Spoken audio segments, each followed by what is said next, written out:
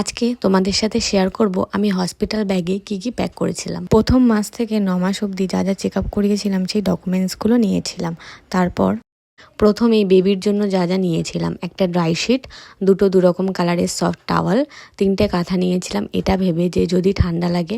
আর সত্যি বৃষ্টি হয়েছিল পরের দিন, তো ঠান্ডা ছিল, আমার কাজে লেগেছে। মা কটা সুতির কাপড় কেটে দিয়েছিল, বললো এগুলো লাগে, আর সত্যি ভীষণই কাজে লেগেছিল। 3টে জামা নিয়েছিলাম দড়ি বাঁধা, যেগুলো 3 দিন পরিয়েছিলাম। আর এই জামাটা আমার হাবি কিনেছিল পছন্দ করে, যে বাড়ি আসার সময় পরিয়ে আনবে বেবিকে, তো ওটা নিয়েছিলাম।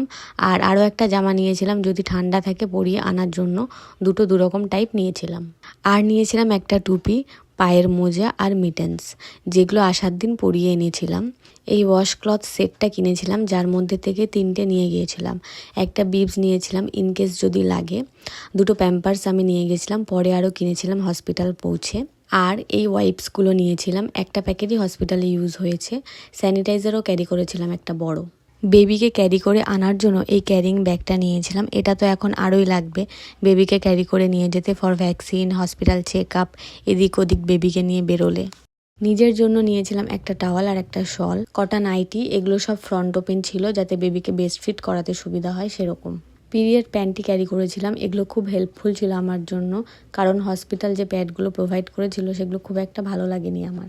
আর নিয়েছিলাম লাভ ল্যাপের এই ব্রেস্ট প্যাডগুলো, এগুলো ভীষণই কাজে লেগেছে আমার। ব্রাশ আর পেস্ট নিয়েছিলাম, আর লাস্টলি একটা কোম্ব, একটা মিরর আর একটা হেয়ার ক্লিপ নিয়েছি।